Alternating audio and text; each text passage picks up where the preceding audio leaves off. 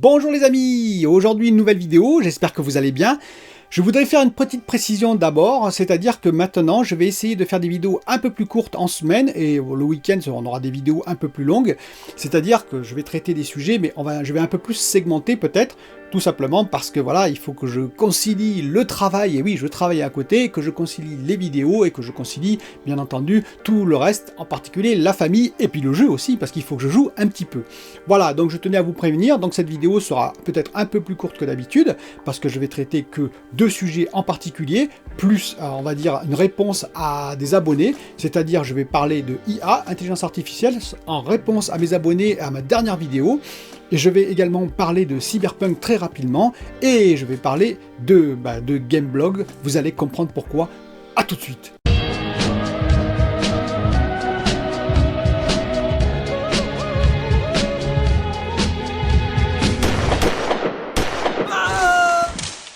Alors pourquoi Gameblog? Eh bien parce que c'est un site spécialisé en JV et que ce site, il a fait un article reprenant une de mes vidéos et je les en remercie, voilà tout simplement, ça fait extrêmement plaisir. Donc je vais mettre le lien dans la description, vous pourrez aller voir bien entendu cet article et pourquoi pas d'autres articles de ce site JV. Et en l'occurrence, ils ont parlé de ma vidéo qui a parlé de la crise, de la pénurie, vous savez, des matières premières et qui va impacter tout le monde de l'électronique, de l'automobile en l'occurrence, jusqu'à nos consoles et jusqu'aux PC gamer. Donc je voulais les remercier parce que vous savez, j'ai démarré il y a un peu moins d'un an, j'ai démarré le gaming, cette chaîne spécialisée, on va dire, j'ai spécialisé en gaming, voilà, en mars-avril 2020, donc il y a moins d'un an, entre 9 et 10 mois, et donc ça fait toujours extrêmement plaisir de voir une de ces vidéos reprise, parce que voilà, ça fait un peu référence et ça fait plaisir pour le travail qui a été fourni. Donc je remercie encore une fois Gameblog d'avoir repris cette vidéo et d'en avoir parlé dans un de leurs articles. Pour passer à Cyberpunk 2077, vous savez que j'apprécie beaucoup CD Projekt Red, pour ceux qui me suivent. En particulier, pour l'histoire, il faut savoir que j'ai démarré avec ma PS4 Pro, le premier jeu que j'ai eu dessus, c'était Witcher 3, et ensuite les DLC, donc vous imaginez bien que j'ai une forte, on va dire, affiliation, une forte empathie plutôt avec CD Projekt, en l'occurrence parce que vu ce que Witcher 3 m'a amené comme plaisir de jeu. Mais je ne pouvais nier, d'ailleurs je l'ai fait dans mes précédentes vidéos, tous les problèmes qui ont été engendrés sur Cyberpunk 2077, en particulier sur la PS4 et la Xbox One, et un petit peu, il faut l'avouer, les mensonges qu'ont produit CD Projekt, le management de CD Projekt, pour se couvrir et pour faire la sortie, comme on le sait, catastrophique le 10 décembre 2020 de leur jeu, ce qui a donné ensuite plein de polémiques et plein de problèmes. Eh bien ça continue malheureusement, je suis un peu désolé de le dire, j'espérais que ça allait s'améliorer, mais le patch 1.1 a solutionné beaucoup de problèmes, il faut quand même l'avouer, il faut être honnête, mais en a apporté de nouveaux. C'est ça un peu le problème, c'est-à-dire que non seulement, il y a des correctifs, c'est très bien, mais si vous amenez des nouveaux problèmes à la place d'anciens, c'est quand même pas si cool que ça. Donc voilà, je voulais signaler ça, je pense qu'effectivement, il faut vraiment qu'ils stabilisent. Il s'était engagé effectivement à sortir un patch sous la pression 1.1 en janvier, 1.2 en février. Peut-être qu'ils auraient dû prendre une fois de plus, un peu plus de temps pour sortir leur patch finalisé. Bon, je suis sûr que des correctifs seront très vite amenés, mais une fois de plus, qui c'est qui va subir la pression, qui va subir le crunch? Ce sont les employés. Ce qui fait que l'ambiance, elle ne doit pas être terrible au sein de CD Projekt. J'espère que je me trompe, mais voilà, je trouve ça un peu dommageable et un peu dommage. On va poursuivre avec l'IA. Intelligence artificielle, alors des fois je dis IA, désolé pour mon accent franco-anglais, donc l'IA, l'intelligence artificielle. Plusieurs abonnés m'ont signalé que, ok, j'en avais parlé dans ma dernière vidéo, si vous ne l'avez pas vue, n'hésitez pas à aller la voir avant de visionner celle-ci, de visionner la suite. Donc j'ai expliqué comment dans le futur finalement l'IA allait de plus en plus s'implanter, se mettre dans nos puces, dans les GPU, dans les CPU et même dans toutes les puces que vous pouvez imaginer, pour améliorer, on va dire entre guillemets artificiellement tout ce qui est imagerie, tout ce qui est son, etc., etc.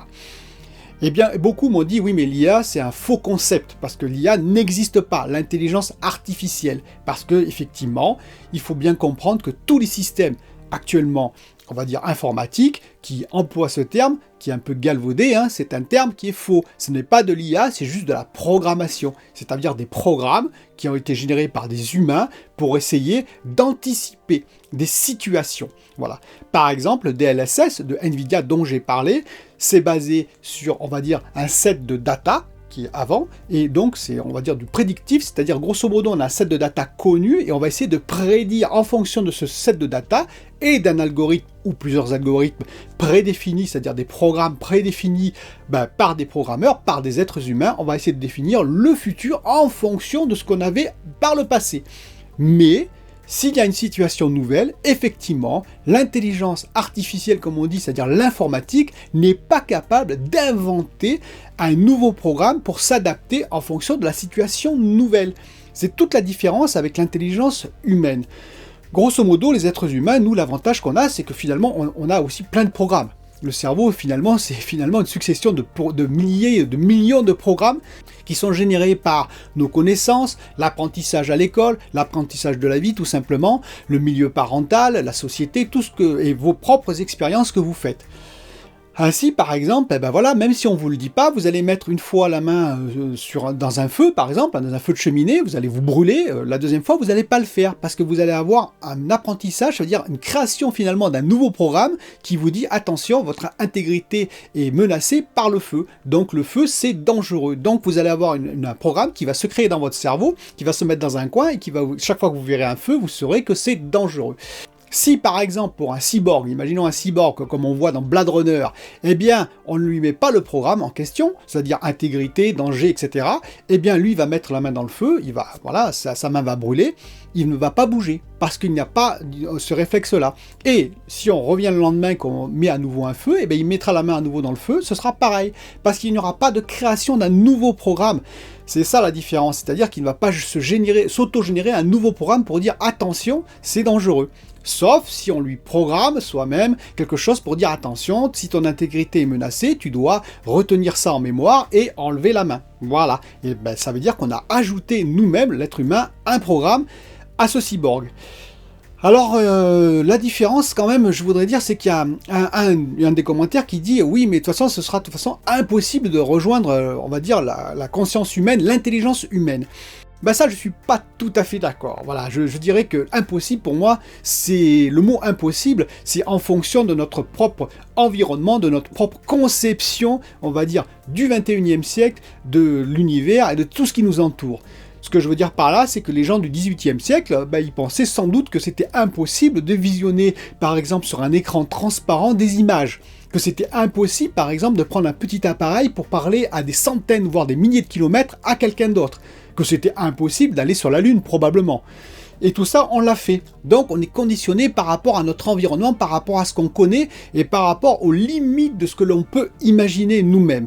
Mais dans 100, 200, 300 ans, 1000 ans, 10 000 ans, qui sait ce qui pourra être possible? Qui sait si finalement on n'aura pas l'équivalent d'un cerveau humain synthétique qui permettra de faire tout ce qu'on voit finalement dans Blade Runner ou dans des équivalences, et donc qui permettra à une intelligence artificielle de vraiment penser, c'est-à-dire de vraiment, on va dire, créer petit à petit des nouveaux programmes dans son cerveau qui va faire qu'il s'adaptera automatiquement à son environnement et qui fera de l'apprentissage.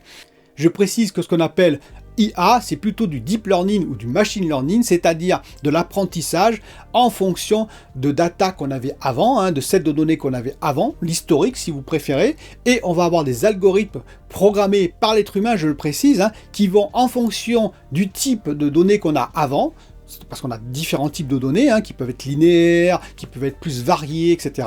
Eh bien, on va appliquer différents types d'algorithmes, ce qu'on appelle les algorithmes, qui vont faire qu'on va prédire ce qui va arriver dans le futur en fonction de données qui vont rentrer. Grosso modo, est-ce qu'il y a un risque ou pas?